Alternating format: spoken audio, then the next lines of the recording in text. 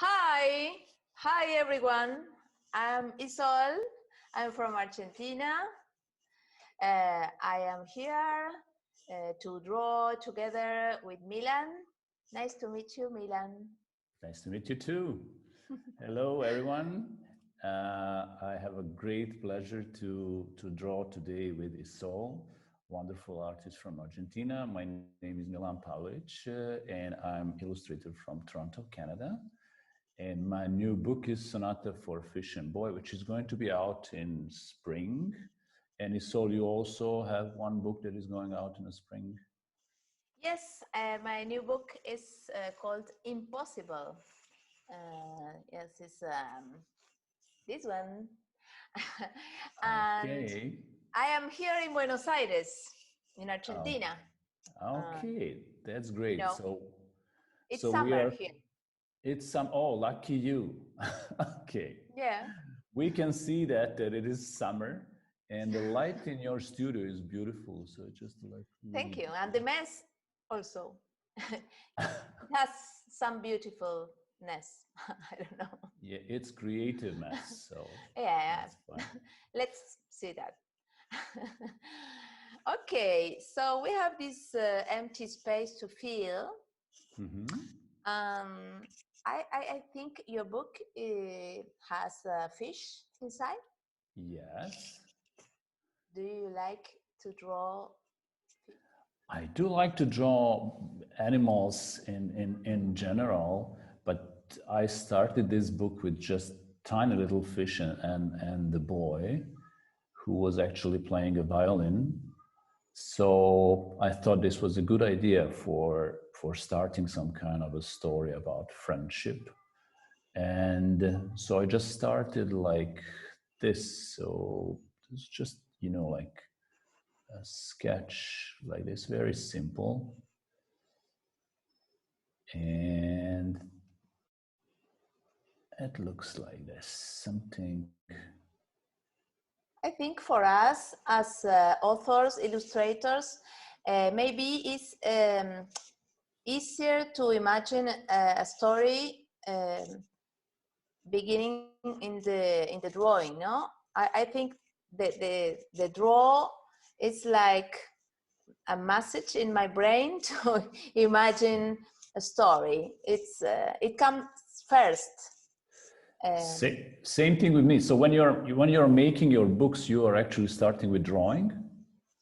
Yes, most of them are based on a first drawing I did without thinking.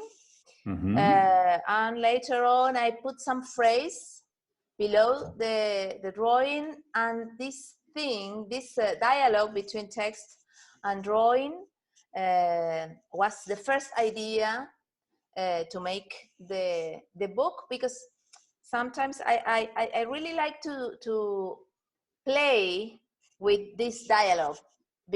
Sometimes the text is not telling the same thing that the drawing says. So I really like to play with these two languages and confront in a way these two ways to talk. So, well, in my book, there is a boy. I really like to draw little boys and girls. I don't know. It's a shape that I like. A big head with a little body. Well, I am not so big myself, but I like this thing about looking for an expression in their faces. And well, the boy in my book, it's called Toribio. What's the in your book? You don't have any text, right? Yeah. This time I actually started with some of the drafts with a text, and then I realized that wordless book is my thing. So I'm not really a writer. I don't think about myself as a writer. So maybe next book is going to be more with the words, but with this one I wanted to make it really open and to make it more like a metaphor. So when you don't have the words, you can make your own interpretations, and that's why I was just left it without the words for at least this time. Well, I think that the illustration, the drawings have this incredible power to communicate without words. So you can read this illustration. If you don't speak the language, you can understand, and at the same time, you can understand different things reading the same image. I really like this openness that we have in this in illustration, in the graphic style. That is the oldest language we have as humans. Oh yeah. So it's always really neat to see how people react to drawings and how kids react to drawings, because drawings are, as you said, like really universal language. You don't even need to know any languages. As long as you can recognize the images, you are good to go. And how did you start? Were you like the quiet girl that draws in a corner, or you noticed that when you were very little? How did you get into illustration though? Well, I really loved all my life picture books, and I like to telling stories. I like comic books, and I like movies, and well, this dialogue between images and text always was very interesting for me. And in my house, my father painted, and it is a writer also. And was he a professional artist, or this was just a hobby? He wasn't so professional. He did some exhibitions, but he didn't really become a professional artist. But this sense of passion for the art, it was the thing that I received. This the art as the most joyful game, a thing to share, a thing to amuse the others, and well, I love to combine this thing about telling stories and draw. When I was teenager, I went to the fine arts school, and that's nice. The boy with the violin. I studied fine arts, and in a moment I understood that for me it was more rich to combine this literature and graphics. So I decided to make some comics and to try to illustrate stories by other people, till I sent my first book to a contest in Mexico, a contest that is made by a major publishing house in Mexico. And I was selected. I didn't won, because they said my drawings were kind of psychotic. Okay. But for me it was perfect anyway, because they will publish my book, and it was a thing that it was a thing about the code that you have, that when you first know an author, because for me an illustrator is an author, you have to understand their code in expressions and techniques to enjoy sometimes. When it's too different, because this publishing house was in Mexico and I was in Argentina, and we have different backgrounds in art, in graphics. But well, now I'm still with that publishing house, and they were used to my psychotic style.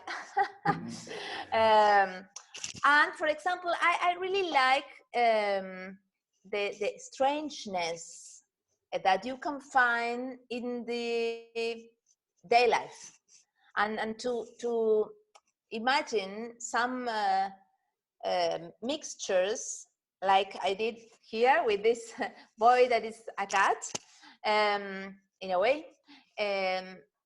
But my stories are really very like they from the day life. It's not that I have these big stories with.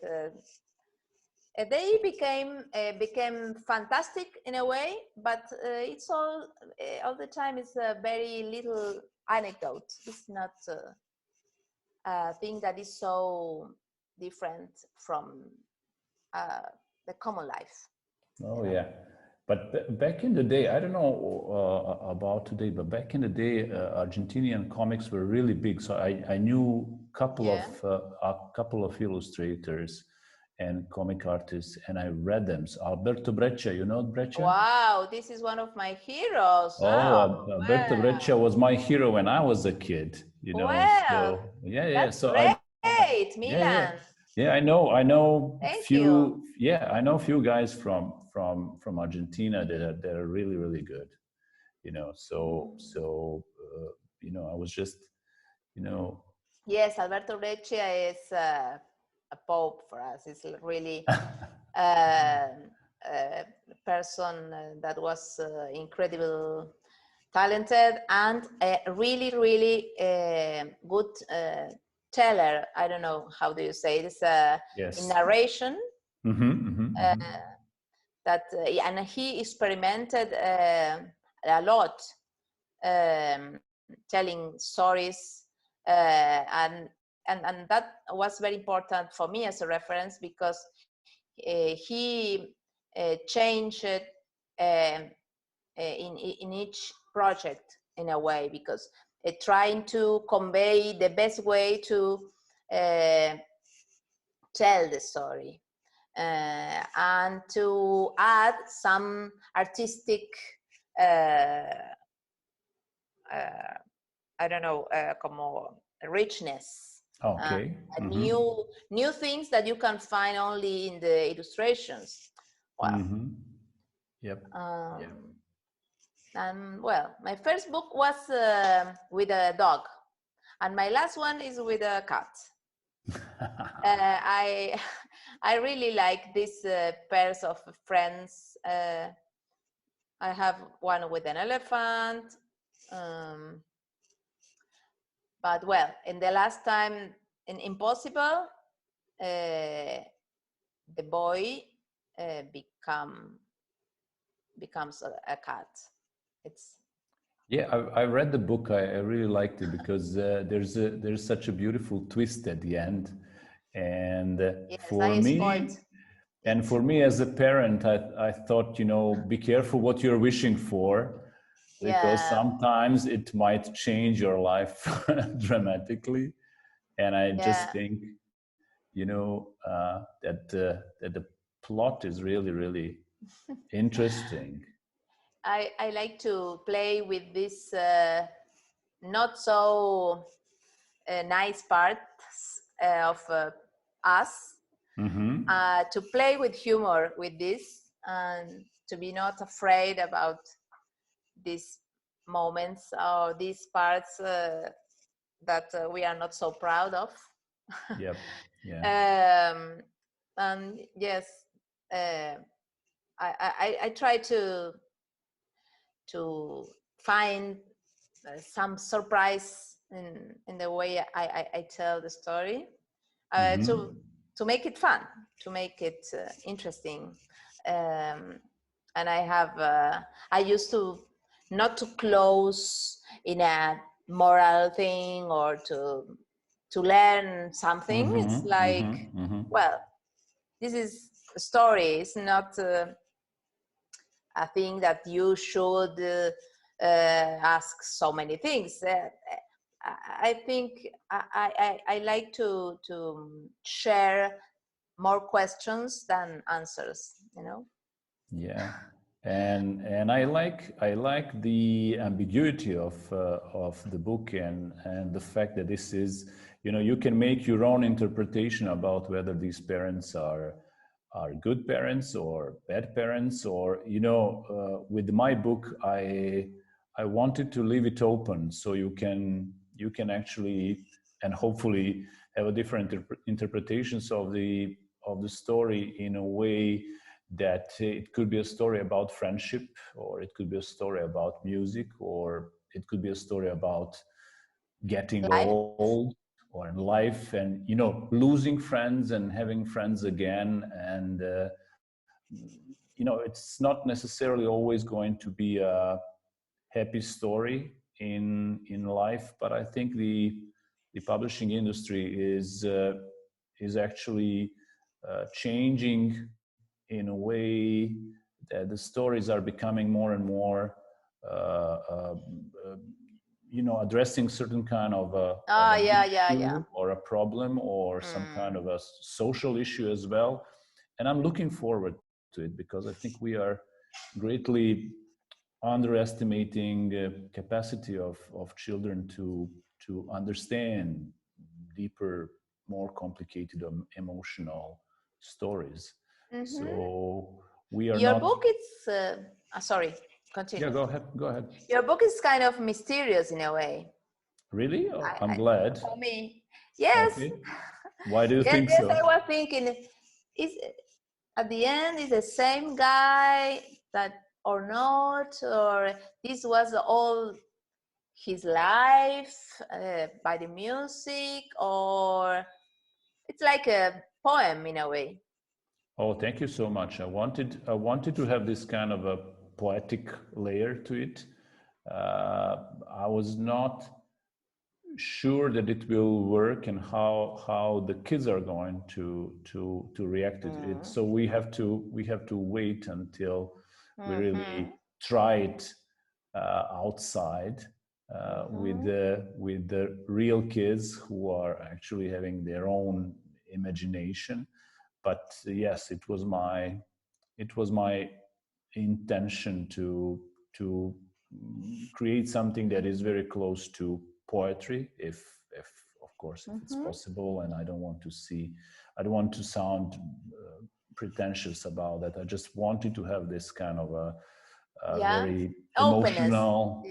emotional, lyrical feel, because I think you know, at least I was reacting as a kid mostly to the books that could be interpreted in a very different way, and also not like this direct kind of interpretation. That's the story, and then you read the story, and then there's some kind of it's very straightforward message, because usually, and very short.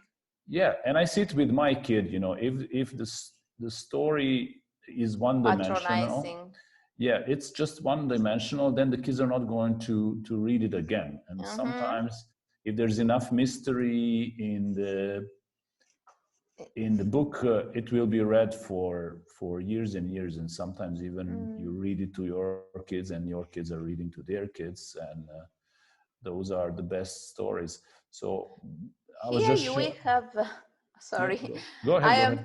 I am seeing this drawing that is very mysterious in a way.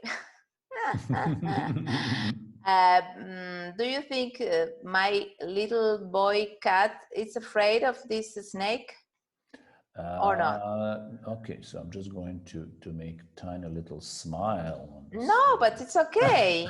A good story has to have a conflict. Yeah. Also, it might be the conflict. Yeah. Okay. Yes, but the guy with the violin didn't see the snake, I think. No, he's all immersed into his music. So that is okay. Let's give it a little bit like tone like this. I can imagine stories from drawings every time. It's easy in a way for me. Yep. And when we place characters so different, it's more interesting because you ask why they are together in this page. What is happening? I like to start with this fantastic duets. Hola, hola is with H. Okay, I will learn something today. Hola without H, it's wave. Okay, wave. am I so exclamation mark upside down here? Yes. As well, no? Okay, that's perfect. That's my knowledge. Yeah, okay. I didn't embarrass myself here completely. No. Do you want to make another one? Because this drawing is very crowded. Okay, there's still space here, so let's draw something above the door. But I want to draw big. Yeah, okay, then we can. Okay, but we can save this. We can make a file and we'll do save. that. We'll do that, but it's not. I think. Well, yeah. I can save it. You can save. Yeah. Okay. We can make another one. Okay, so I'm just going to turn this thing. And I have a new one. And you are a teacher. I am also a teacher. Yep, I am a teacher. I do have my students, and I'm teaching children illustration at the moment, and some of them are really good. And what I want to teach them the most is actually something that you know because you're an experienced illustrator, and this is the emotion, to capture the emotion. If there are no emotions in your drawings, then entire skill is not that important because the kids are not going to identify with the skill. They are going to identify with the emotion. So sometimes it's just going to fall flat for the sake of not having emotion. So I think it's extremely important, and you know that already because your drawings are pretty good. Well, I think that's important for a story, to have emotions. Yeah, absolutely. Because we are trying to make a story and to convey emotions from the people that are reading or seeing the thing. So if you don't have this empathy for the character, it's very difficult to feel that you care about what this thing is happening to the character. Yes, the eyes are very important for me. Yes, I used to start from the eyes. The profile is something I used to make at the beginning. Okay.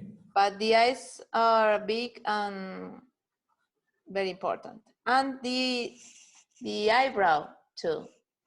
Maybe because I have a big eyebrows, but and I used to make this specific detail important, and I like also the shape of the hair. Yes, sometimes, well, the character shows something about their identity in its own shape, or yeah, absolutely, yeah. Well, if the character design is really unique, then you have like 50% of the job done. But I always, when I draw, I always try to add some kind of unexpected detail, and this unexpected detail is actually moving directly to storytelling. If it's just flat for instance, in my Sonata for Boy and a Fish, I just wanted to overlap reality and fantasy in a way that we don't know whether this is happening in water or in the sky or in the park, or just to have something that is kind of outlandish, not too much, but in a way that is having some elements that are unique, interesting, and just for something for the kids to hang around. And color, I think, is very important for you, I think. Yes. So color is something that I enjoy and that I consider to be really important part in our job. And for me, it's really it's not always easy to teach. It takes a lot of time to really get the right color. How do you pick your own color when you're working? I don't used to have many colors. I use just a few. I really like the line being in the first line. I don't know, in the colors are at the background, and the line has all the expressiveness and the strong points. So I used to place the colors separated from the line. That for many kids it's like, wow, it's possible to do that, to not paint only till the line. I really like to separate this and to paint out of the line, because I like this line be free and strong. But sometimes when I use collage, the color is the shape, is the form of the character, and I can make this strong color to be the main character. But I use some colors like yellow gold corn. I don't know and turquoise. And a vermilion red. It's there are some colors I like and I use all the time, like orange.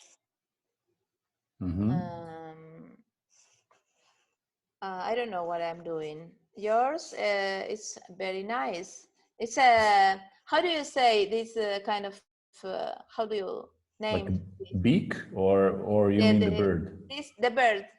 Toucan. Yeah, it looks like a toucan, some kind of a toucan. toucan. Yeah, some kind of a toucan. And what about spontaneity of the lines? So your lines in your books, they look very spontaneous. And what I'm telling to my students is it just looks spontaneous, but it takes a lot of work to get there. Yeah. Because, so what do? So you are trying out many things, or yes, I make the same drawing lots of times. Okay, and then till I have the right sense and the expression. I use charcoal and some kind of brushes that leaves some stains or things that I can't control, so I can surprise myself, and I can find new things. So I try not to repeat myself, and to, I don't know, like break the expectations, my own expectations also, but my expectation is to do something alive. I don't know. But sometimes that's not easy because the hand goes to the same old path that worked the previous. I know exactly. I know exactly what you mean, because like as you go with drawing, so sometimes you have this kind of almost like a muscle memory in which you are just kind of repeating over and over things that you already know. So it's really hard for me to break the mold, to move on into some uncharted territories.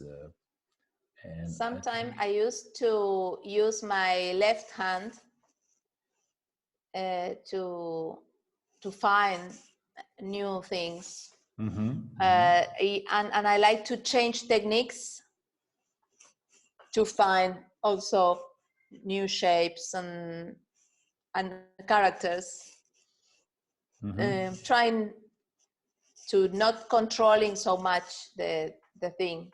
Well, here we have a scene with many birds. And what about your decision making? Do you have time to simply stop drawing and sit there in your studio and observe what you have done and conclude something, and analyze or select something? Or I find it really important when I have a pile of drawings, and I don't know where I'm heading to. At a certain moment, I need to stop and not to draw. Just put it sometimes on the floor and sometimes on the wall of my studio, and then analyze it and think and reflect and simply trying to create some kind of a conclusion about what I'm doing. What about you? I am thinking all the time while I'm working and trying to find something. And when I get stuck, I just continue to have more to choose. Okay. And I analyze the things when I have to see, for example, a series of drawings for a book. Now I can see that if it works or not.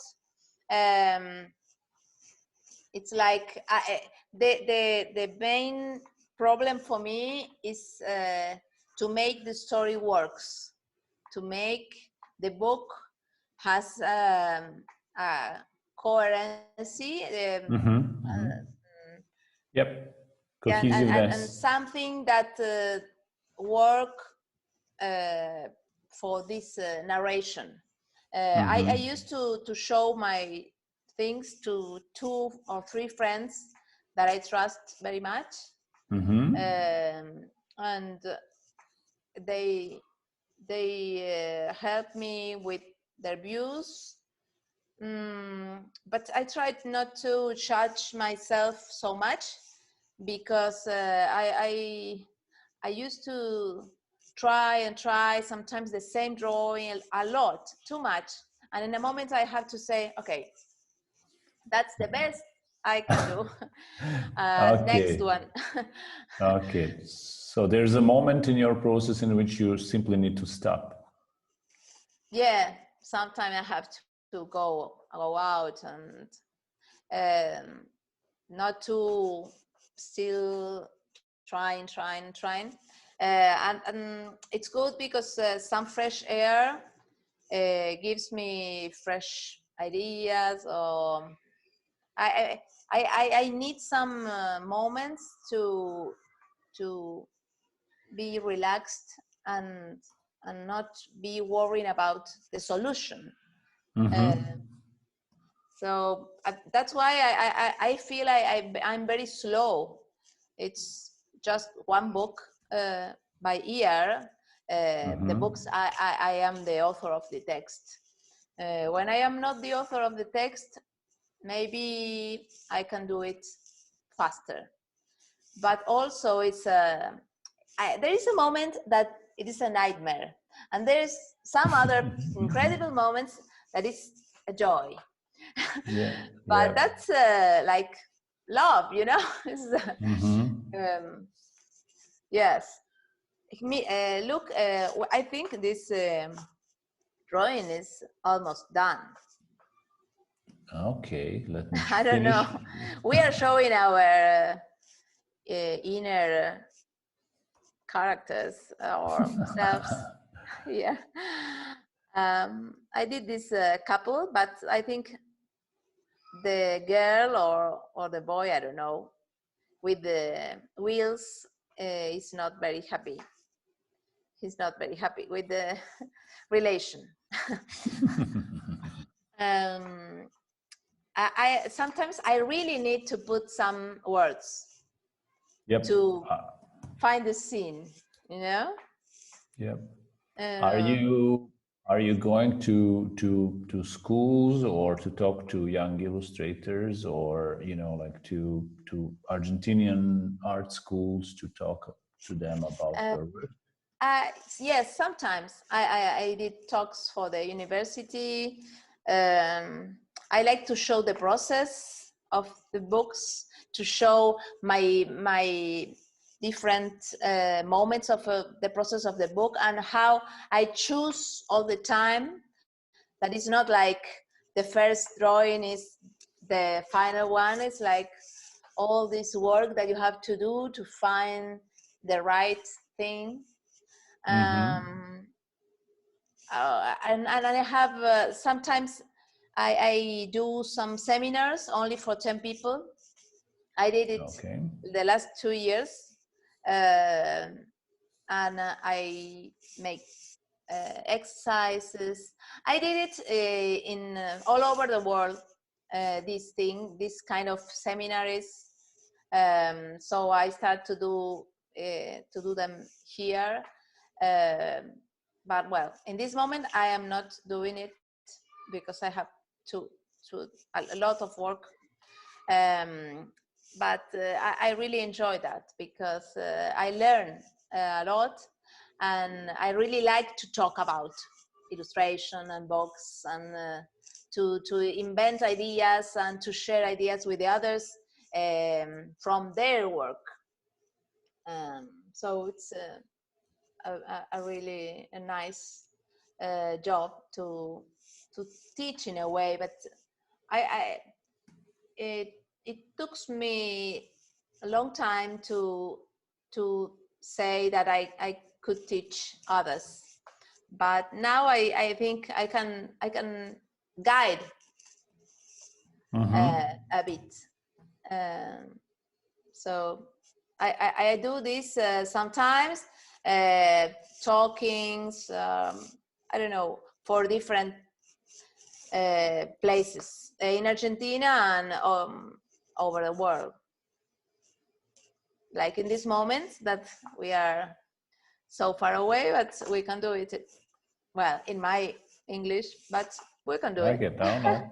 Yeah, everything is just right. I'm having fun here. I don't drawing know with you because it's so almost like it's two kids. They're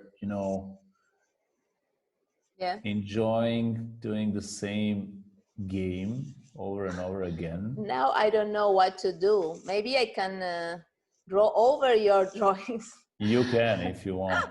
I don't. But I don't you mind. make so many details. I am like more. I don't know, a few elements. Yeah, maybe. But I really like your style. Thank you very much. Maybe the last drawing we can do one only with black and white. Yeah, we'll do that. Children to paint it. Okay. But this is very nice, I think. Okay. Well, we should make all these little things. Yep. To make the background. Okay, let's fill it up. And then we'll go with... I don't know if it's very fun to see this. It's not very interesting, I think. But it's good as a therapy. Well.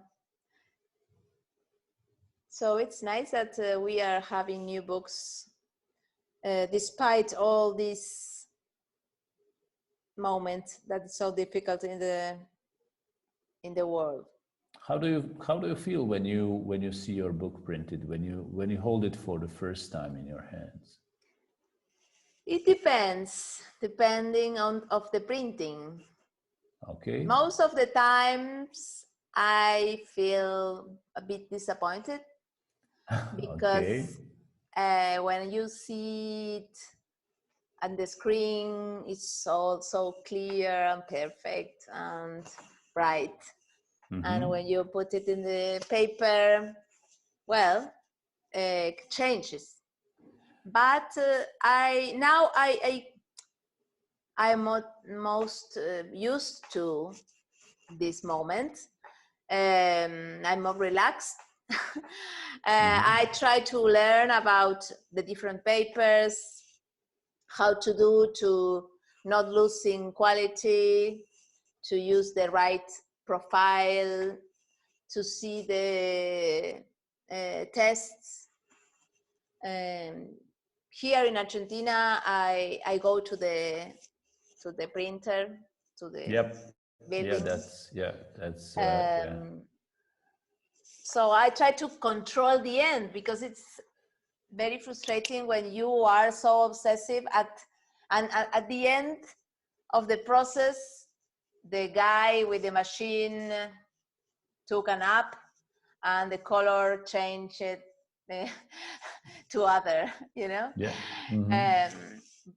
But later on, I forget the first idea, and I am happy with the book. And I try to work with the publishing houses that have good quality. So sometimes, well, I lose a bit with respecting my idea, but it's like normal. It's okay. Yep. But I really like to have a new book in my hand to share, to make a party, because I really like to make nice presentations of the new book. I like to sing. I like to make things that are fun for the kids regarding the book. I like to read the book and invent some games with the people, because I really like the humor. When you read my books, it's important to read them with a sense of humor. Okay. Because sometimes if you are not a humorous person, maybe you feel, oh, but it is sad, like in Impossible, because at the end, well, the desire became a kind of tragedy in a way. But for me, you have to maintain this absurdity and capacity of laughing about the I don't know, absurdity of the world. Yeah, And especially nowadays when we are actually sitting in different corners of the world, isolated because of COVID, yeah, and I think we need to have a little bit of sense of humor and a bit of a laughter, because it will give us some kind of a good energy, something that will help us to go through this entire thing, you know. So for me, with my book, I just wanted to have this you know, quiet story, if I can say, a little bit of like lyrical or poetical or something like that. That was my goal.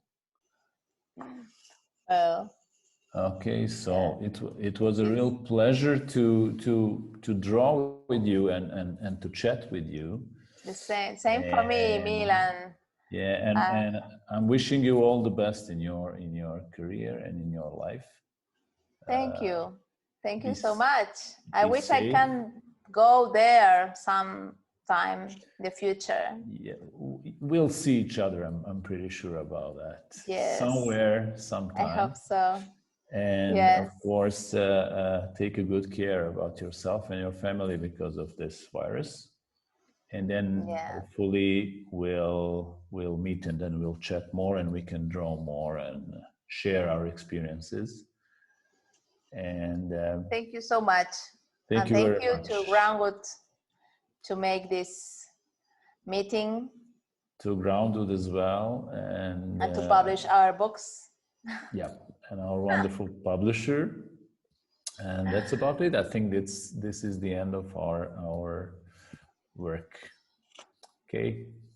Take care, Milan. Very nice to meet you. Very nice to meet you. Bye bye. Take care.